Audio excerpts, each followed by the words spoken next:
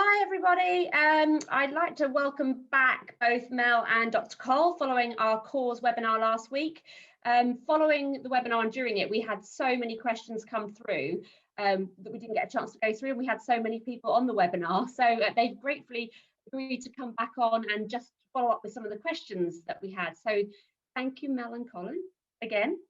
Very welcome, thanks for having us back. No problem. So should we just go straight into it, because there's quite a few of them. Do you want to go straight into it, everyone? Yeah. So I think the first one's really for you, Cole.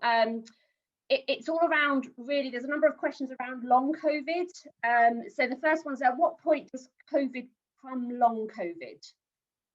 That's a great question. And if you currently look at the guidelines around how it's been broken down into a syndrome, they're saying that there are typically signs up to 5 days, which is where a person is experiencing things like brain fog, difficulty concentrating, they might have breathlessness, some difficulty with their sleep, some joint pain. But if those aren't starting to tidy up in 5 days and start to become more pronounced over 10 days to 2 weeks, then there's reason to believe that you might be heading down the long COVID route. With regards to a time frame on it, there's no inference yet that says if it's been for this long, then you've got it. Because as a syndrome, it's more defined by the number of symptoms than it is by the duration. And this is an issue that I'm kind of spending more and more time thinking about, because this is going to create an untidy pattern, which is just one of those things. But it's going to create an untidy pattern whereby a person won't have a sufficient amount of symptoms in order for someone to say, right, you've got long COVID syndrome. But they might be dealing with it for just as long. So they don't have as many, but they could be for the same amount of time. So that's something really to be unpacked and figured out. Yeah. So I'd encourage people to think more of the amount of symptoms they are experiencing at any one time and how that leads them towards considering whether or not they might have long COVID. Okay, following on from this, it's the same question from David Arno, so shout out to David. Is there a word enough in regards to our duty of care, like the broken leg scenario? Do we need to say, no, you need to take it easy if they're wanting to come back and feel better themselves? 100%. That we are the pace limiting step. Mm-hmm. That's something that we've emphasized right from the start. If we do nothing else, what we need to do really well is make sure people don't break themselves. Mm-hmm. So go beneath what you think someone is capable of. Be the person who's tapping the brakes, because slow is the route to success. So we want people to work. I say this all the time, it feels like a cliche. You can't work against fatigue. You have to work with it. So you want to be slowing people down, even if they go, listen, I'm great, because you don't know what you don't know. And more often than not, people are saying, I felt all right. And then I jumped into an exercise session, and then it took me 10 days to recover. And the reason is that they've jumped into that exercise session with an expectancy of themselves based on what they were prior to COVID-19. Start to think of it, you're slightly different, not dramatically, but you're slightly altered. And we can get back to that, or we can go forward to a place that's the same, but we've just got to do it carefully. So yeah, we've got to be the pace limiting step. Actually, I've seen that a lot with my training colleagues, that they've all jumped back into it quickly, and then it's been wham, bam, hit them again. And that's so I've seen that a lot myself. And following on for that, if a client's had long COVID for 6 months ago, but they feel good at this moment in time, should we treat them as they're back to normal fitness? Or again, is there steps, is there time frame, that long COVID recovery, or is that an unknown still yet? It's somewhat of an unknown, but we can take examples here from other kind of more serious viral conditions and other chronic conditions whereby chronic fatigue is a factor. And our approach to that is similar, whereby if someone has dealt with, 6 months is a hefty period of time to have dealt with any type of, syndrome, long duration symptoms. So to me, it's still best practice is to assess, see where they're at, look at their exercise capacity, look at their movement accuracy, their functional strength, and then just start to build up gradually. This comes back to a wider ethos of exercise prescription that I am adamant about, which is that we should breed success and joyful participation from the start. So if we're working off that mindset, then the exercise session should never be one that's grueling and, you know, going to break you. It shouldn't be that anyway. It should be an exercise session that is solely engineered around you seeing how well you can do things rather than what you can't do. So if you're taking that approach, then you're going to work at the right intensity anyway. And there's going to be the right amount of exercise opportunities within the session.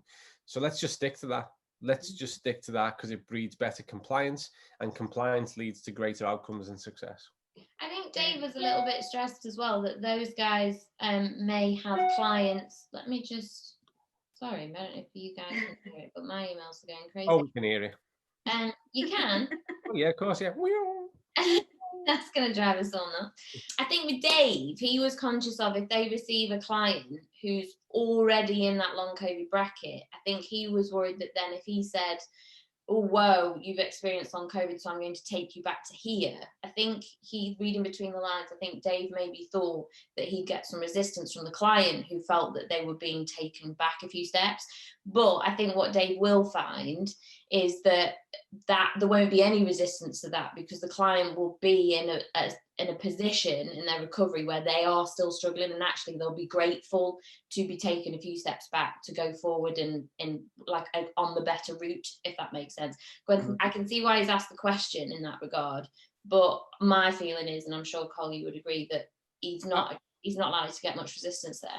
No, and also, you know, again, another one of my cliches that I've used actually in elite sport for the past 20 plus years, more than I've used it in health, is how high can you jump off stiff legs? Mm-hmm. We know that we have to sometimes drop a bit so that we can recoil and jump out. So let's just take things back a little bit, consolidate, bang, and jump forward. And that's a really good principle to work from. Most people fail to reach their potential because they're constantly up against the ceiling. And it's one-dimensional, it's boom and bust. If we're going to get physiological, all those kind of hormonal markers of damage are consistently high. Muscle tissue breakdown is consistently high. We're in this prolonged, chronic, low-level catabolic state, and people just end up not really making any difference or change to themselves. And actually, it's the slow road towards other kind of health issues that mirror somebody who's sedentary. So it's about changing a mindset. You know, it's about having variation and undulation, and periodization starts from the foundation. So we need to get people to go, right, it's great that you can cope with all this. This is brilliant. Positive, positive, positive. It's win, win, win. You can do all this stuff.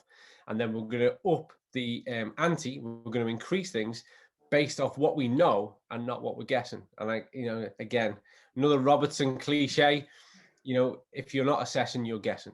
So if I've not seen it, then the best respect in the world, all I've got is you telling me that was it. Not good enough. We need to see it, achieve it, measure it, and then move forward. Yeah, and Mel, I think go back to your point there as well, is whether he felt, he got a pushback from the client as well. This is where we've got to educate them as fitness professionals, let them know that they don't understand what the markers and what the long effect is of it. So by letting them understand why they're taking it back, I think that will help solve. And I don't think, like you said, anyone's going to resist against it if they understand what the long-term effects could be of that. Absolutely. Well. I typically I'll front end, whether it's an athlete or, more importantly, if it's somebody recovering from any kind of condition.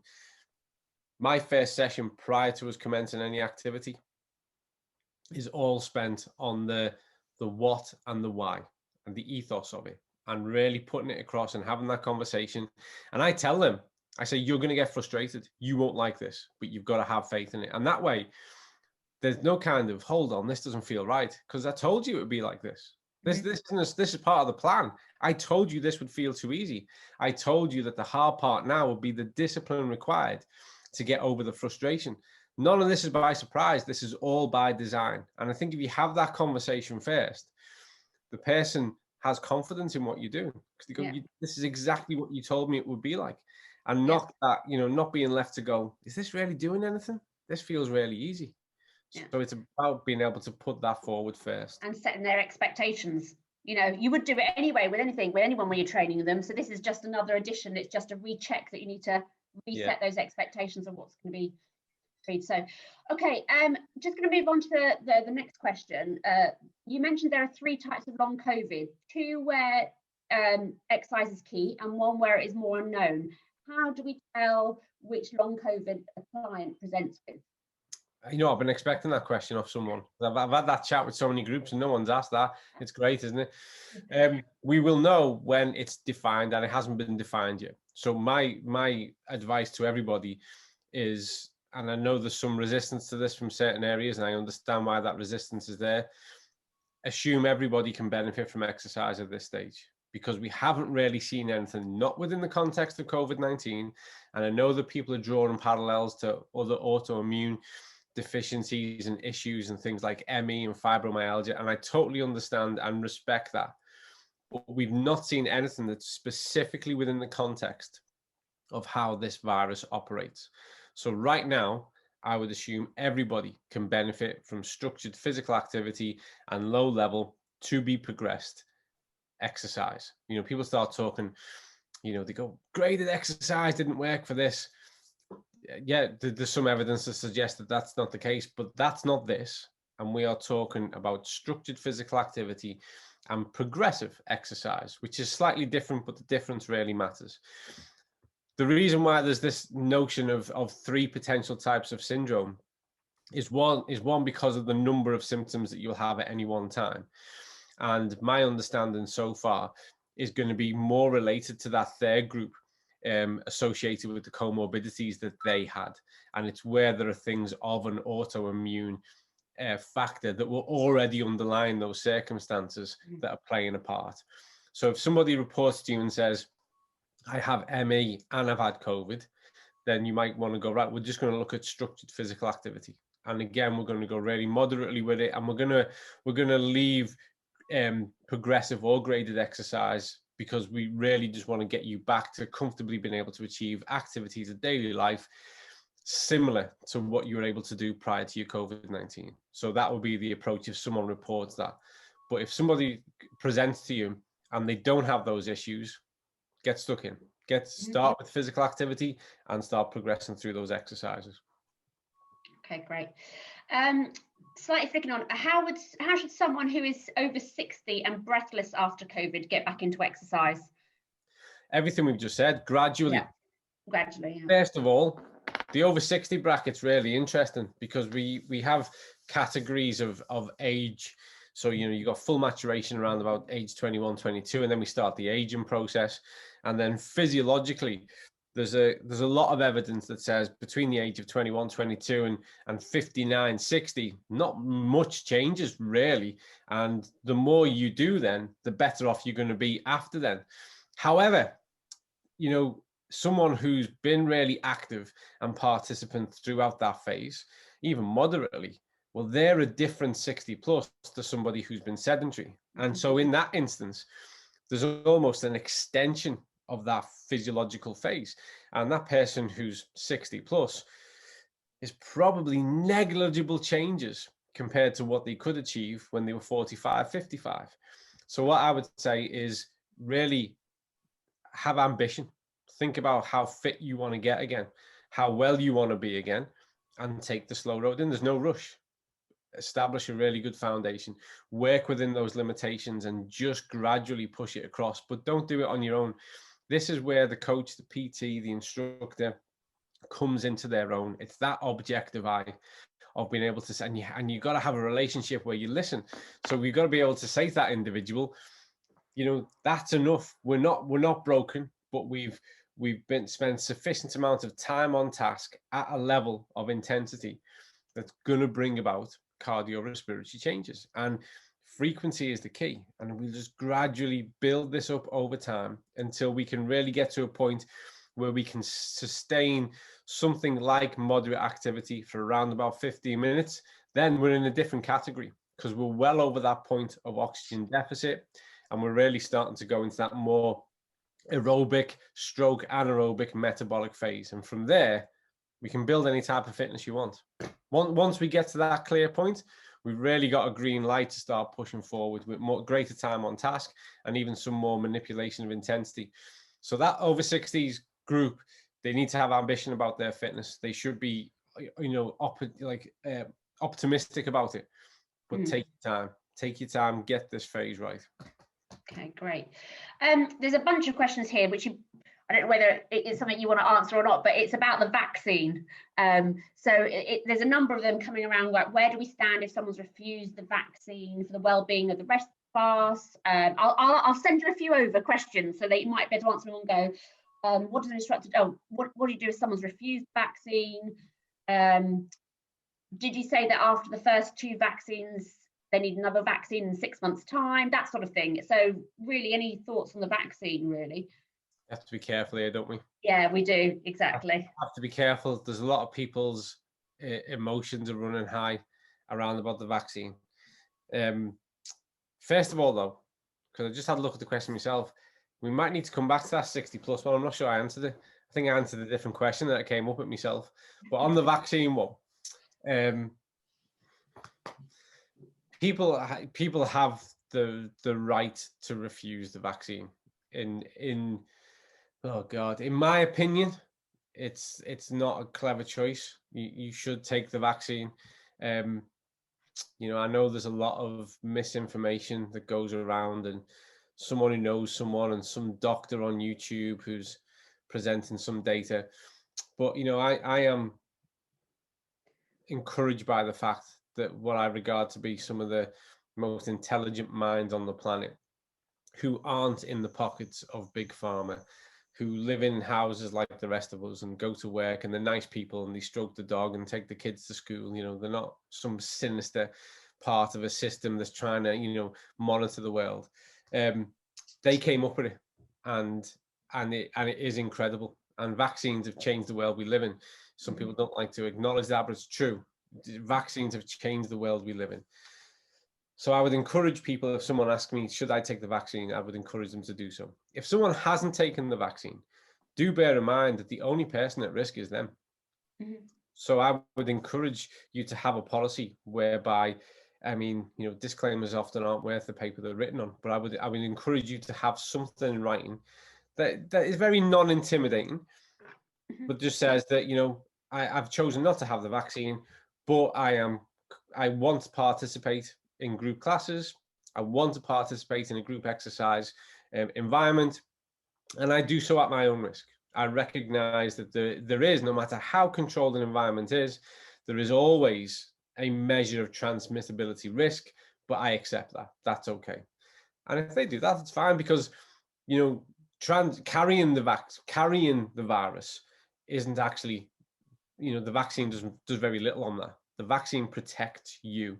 So if that person is saying, I'm not bothered about my protection, there's no greater infection risk. So they've got to stick to all the other stuff, washing the hands, all those kind of our usual procedure. But I would want something in writing that just said, I recognize what I'm doing here, and that's entirely upon me. And that's as far as we can take it. I would say, though, that I wouldn't be surprised if some level of legislation comes in which people have to have it. But that's not down to me. I've got no part in that. Did you want to go back to the 60s plus question? Yes, so the 61, just dead quick, because it was about I was just going to quickly, can I just finish off? Sorry, Sue. Yeah, can I just add something quickly there, Mel, as well? So what I was going to say, as part of an NDB, we'll keep you up to date, keep everyone up to date with any changes that are, and if there's a disclaimer required, I'll bring it up with SimSpa and UK to our working group as well, just to see, because it really needs to happen across the sector wide and be on board with a number of people. But for those who are worried about teaching and should you teach, it's really down to you. It's your duty of care of what you want to do with your classes at the end of the day. If you want to, it's difficult to exclude people. You shouldn't be excluding, it should be all inclusive, but it really is your own personal choice how you deliver this within your own classes. And all we can do is guide you. Absolutely. And personally, I wouldn't exclude, unless legislation comes in to say that you can't. I wouldn't at all. No. I wouldn't. No, we should be including people. 100%, because the only one who's disadvantaged in that scenario is the individual, and if they're taking that on as their personal responsibility, that's fine.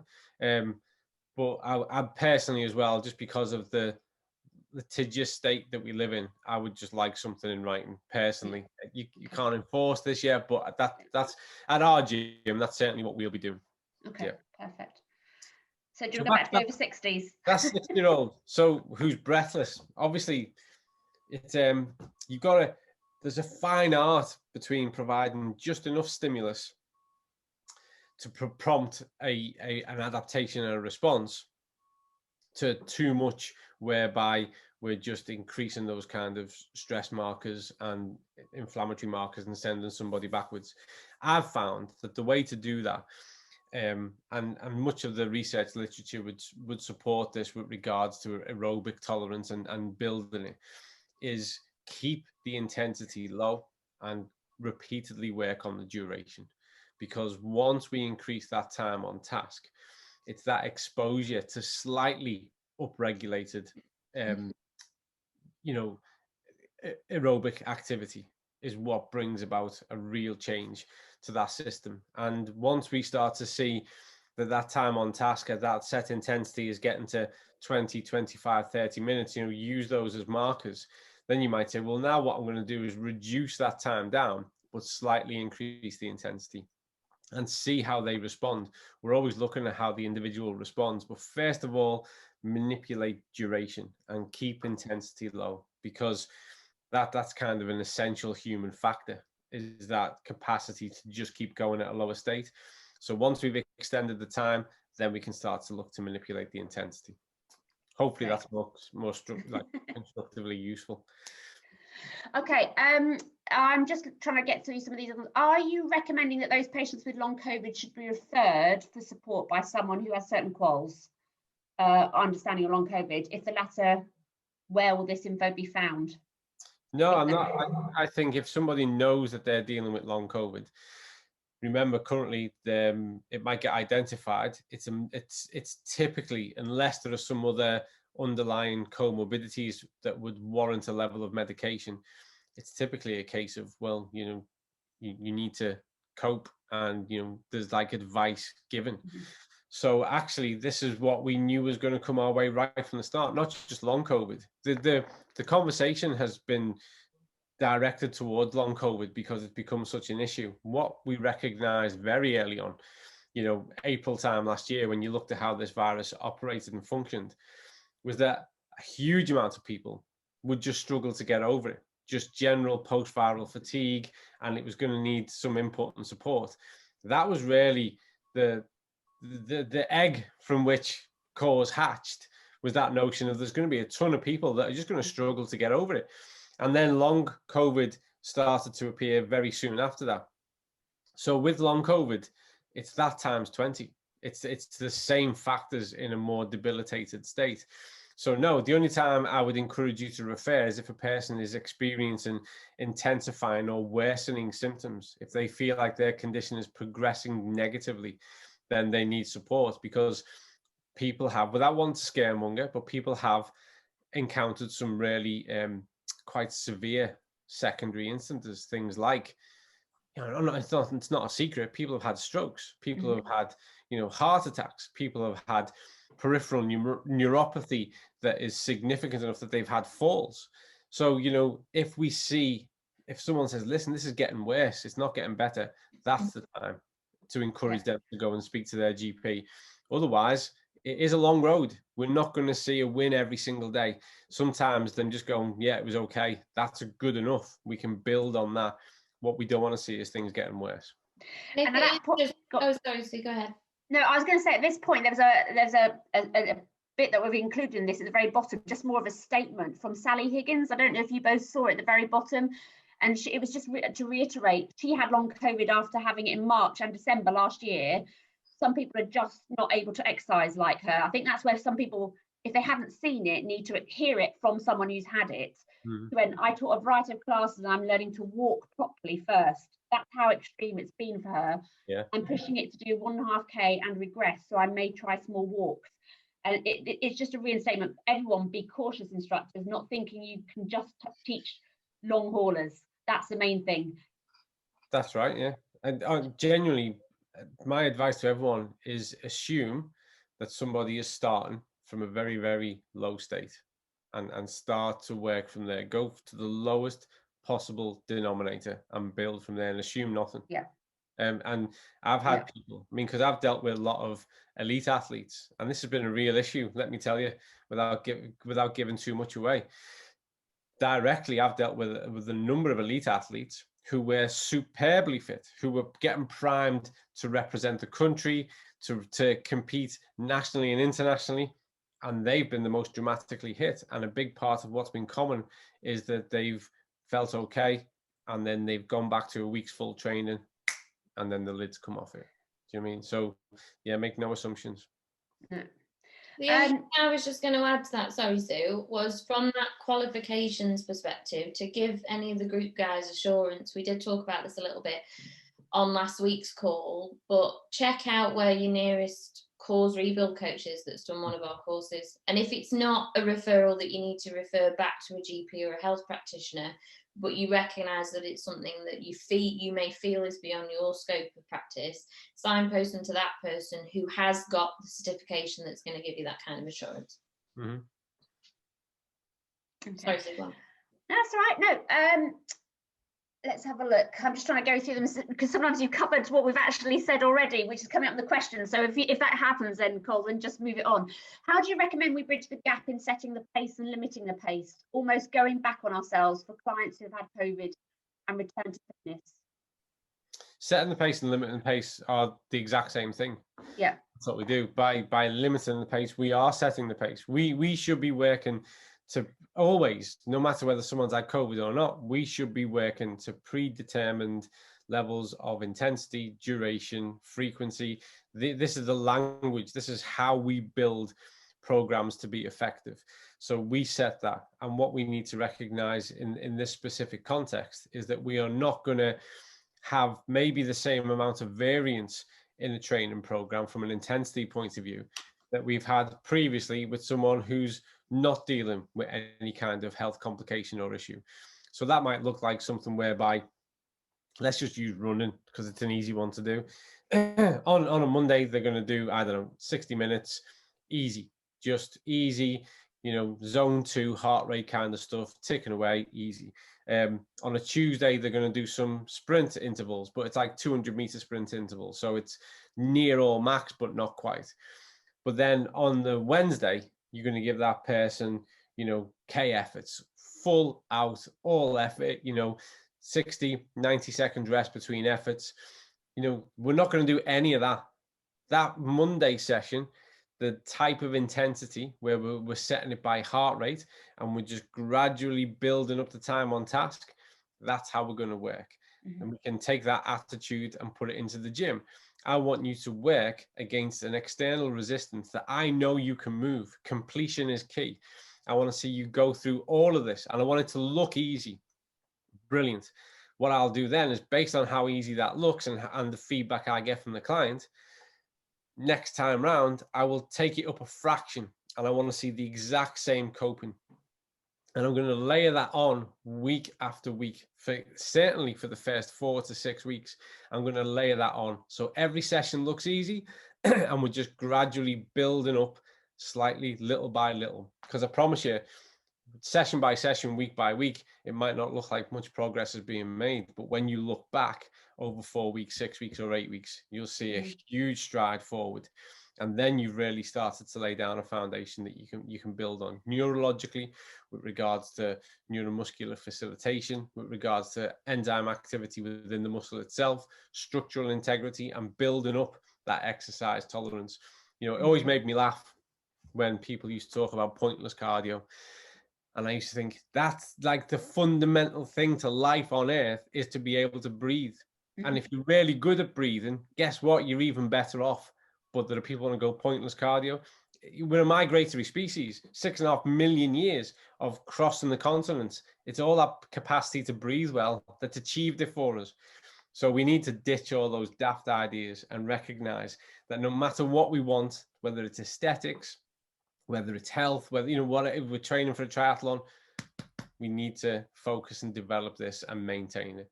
So it's just taking that approach of starting from the bottom, no matter what anyone tells you.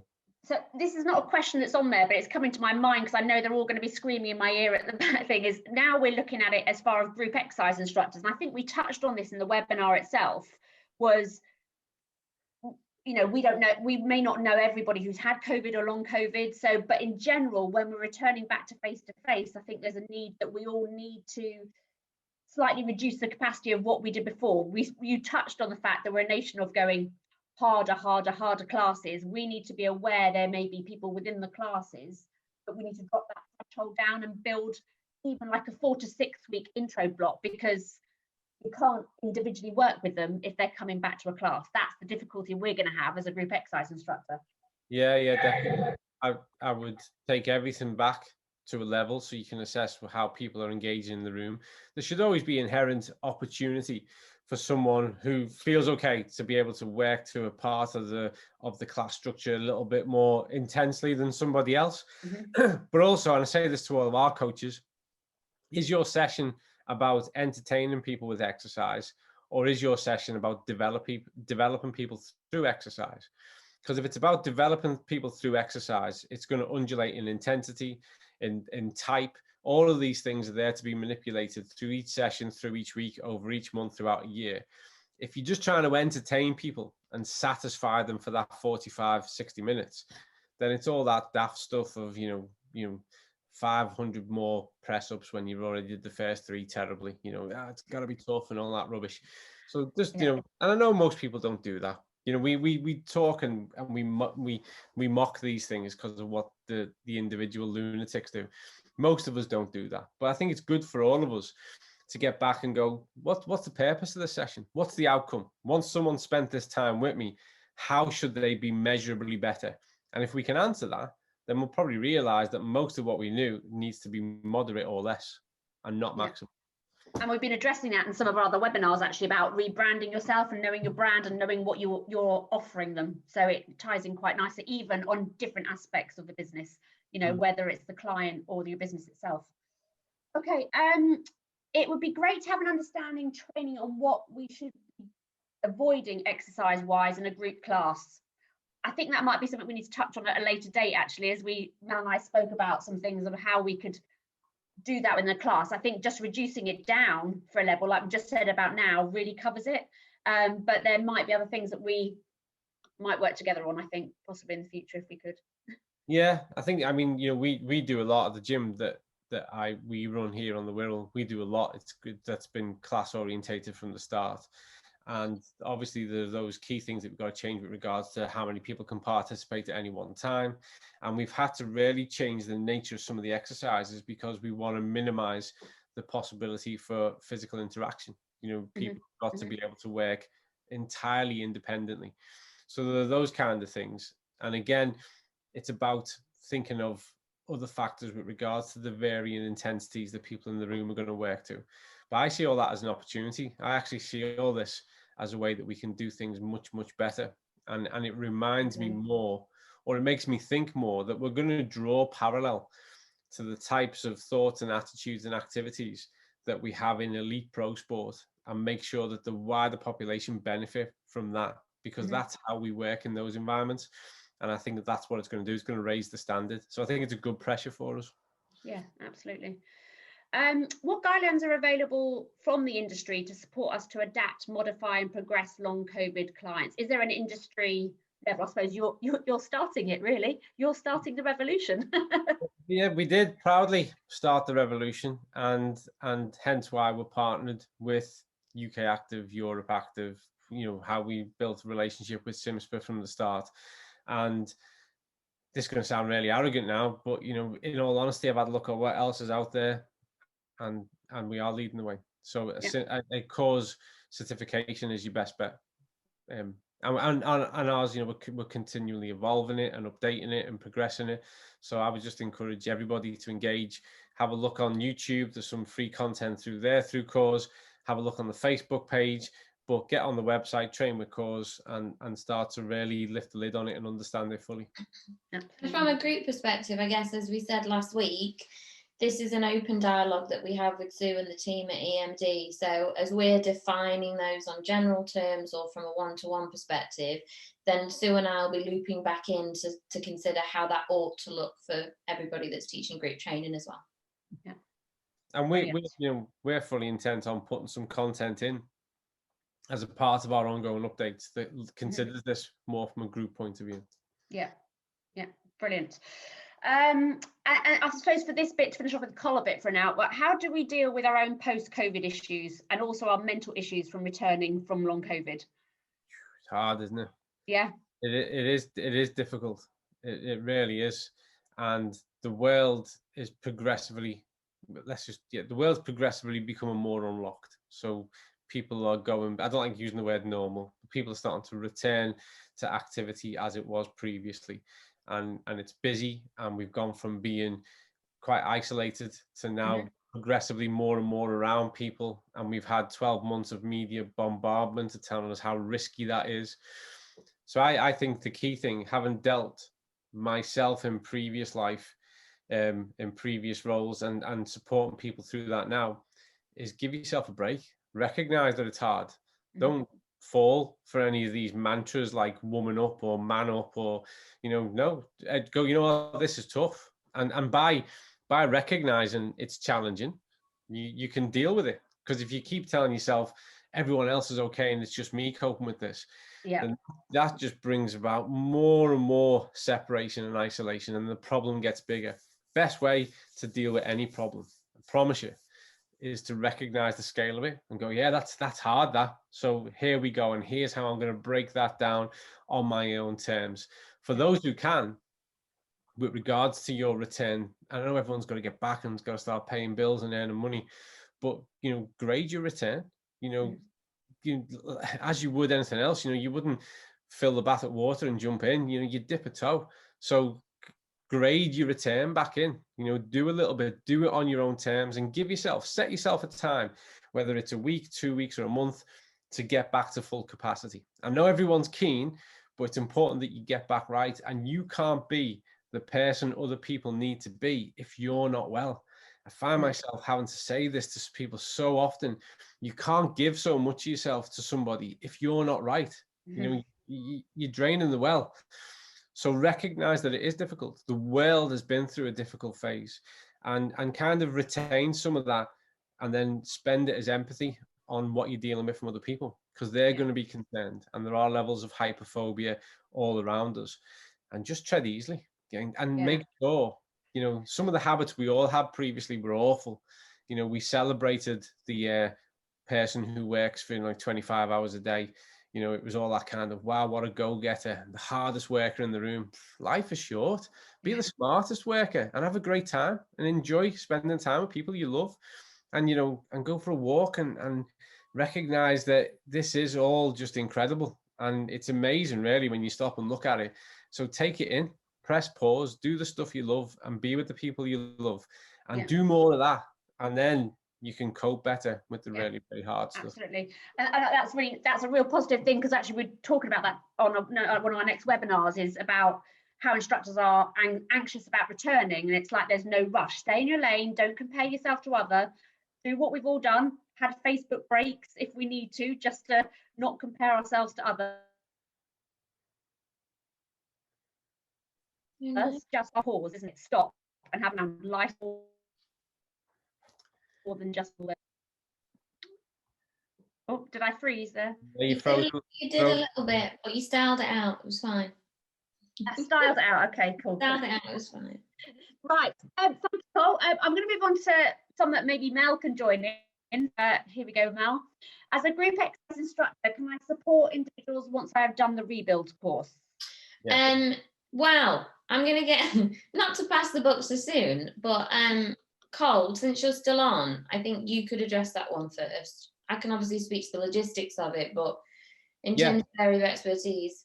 Yeah, because it's derived from, and this is really important to me right from the start, it's derived from solid concepts and principles, and you can relate those to the individual, or to a small group, or to dealing with 100 people in a class. It's concepts and principles led. So absolutely, by doing the program, you have a greater understanding. And I know it's, you know, when it comes to a class, you might say, well, we can't measure everyone in a class. I disagree, because I think actually we can be really clever, and we can put together a really engaging class for people returning, and say, give it a name, brand the class. Say this is our, you know, this is our return phase classes. Give it a really cool name. Obviously, return phase isn't that cool, but give it a cool name, and then say, here's what we're going to do.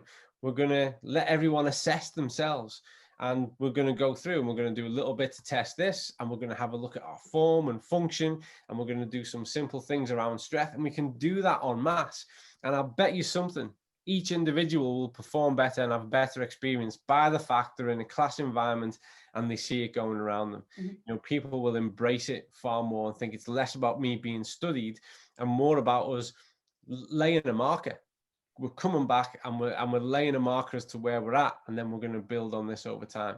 So I'd embrace that as an opportunity. We have a class that we've run for years at our gym, whereby you have to have a pen and paper anyway, because we record certain parts of heart rate response, and we do it old school. Wow. People love doing that class, and it's very much laying down a marker. And people have said to us for years, they'll do that class once a week, once a fortnight, because it's a way for them to see how they're progressing with all the other stuff that they do.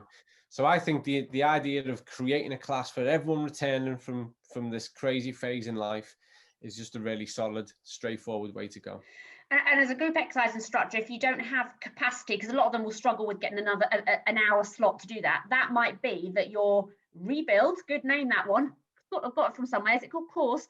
A rebuild class would be, say you have a 6-week block, is week 1 you do the testing within it, you know, and then you do a little bit for a quarter of an hour, do your class to start off with, and then do it and then retest at week 6 again.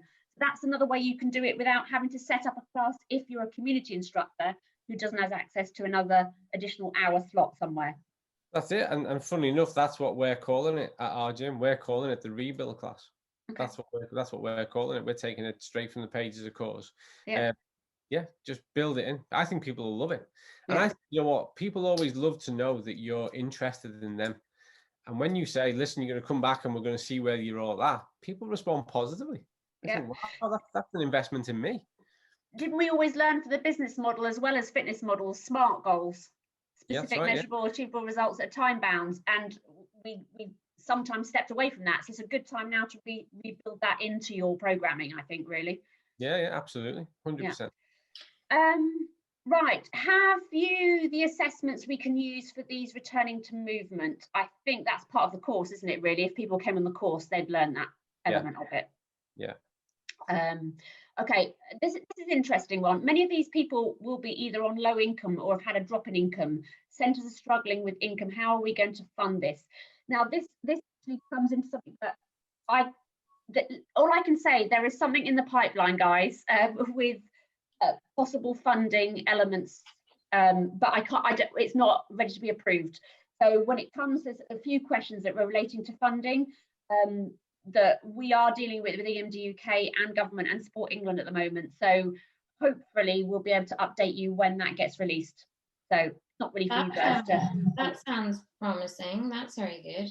I guess just to add to that as well, and thank you for the question, Helen, because that's a good one. A lot of the local authorities that we're working with in particular are issuing applications and applying for funding bids and all that kind of jazz at the moment to try and support this. Dependent on what area a facility operates in, what type of facility it is, there's a whole spectrum of what support is being made available, whether that is at the moment, obviously, whilst clubs are still closed, whether that's more phone call based and it's a weekly phone call of support. In some instances, that does make a difference, but there's a whole kind of matrix of different levels of support that could be provided and also could be adapted to whether that's an existing paying member or client or member of the community or a newcomer, so that it is possible to provide different layers at different costs depending on the needs of the people that you're trying to meet. And there are organisations that we're working with or that we know who are aiming to provide this as a free service, but that is reliant on some of these funding opportunities. To this point, all the facilities that we're partnered with and we're supporting have only had positive feedback and positive results on funding applications and stuff. and we are on hand to help with that as well. So we do support with providing a lot of the blurb and the copy, and case study examples that help with that. And as we learn more about the quickest routes to make that happen, you know, the path to least resistance and all that kind of jazz, we'll share those with our other club partners so that they can get through the process quicker. But as you say, Sue, I expect at some point for more government funding to be unlocked for this, because at the moment, I mean, we're all of a stat, but it's saying, government media are saying that long COVID is going to cost the UK alone 2.65 billion, in NHS costs just to deal with long COVID. So in light of that, you'd think that they would want to offset that challenge by empowering us to take a lot of that load off at a fraction of that expense. So as you say, we can keep everybody updated on all that stuff. Cole, you're going to say something before? No, I was going to say also demographically, I understand that certain, you know, eco-demographical areas have been hit more by COVID itself. But actually, when you look at the data from the other end of those who are encountering not just long COVID, but more difficulty overcoming it, then people from more affluent, middle class, upper class areas are showing just the same profile of symptoms and return to rates as anybody else.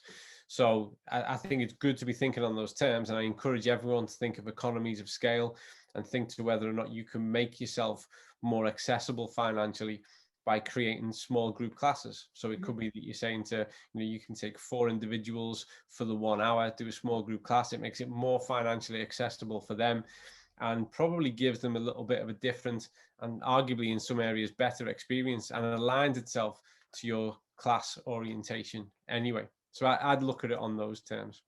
More about the course, but I think really the course questions, for anyone who did the webinar last week, Mel and Cole gave us a handout and it gave us lots of information about course. So that went out with our post webinar leaflet, email and campaign, as well as we'll be sending this out again. So I think that's covered really, and that was about 6 or 7 questions about the qualification, really more than anything else. And apart from that, no, I think that's it. It's more than enough. I thought we'd jump on for half an hour, but here we go, nearly an hour longer. If you want, on some of those course questions, I'm going to have a quick look at them. I can probably just add them to our web. Some of them are on our website, and then I can add them to our website if they're not.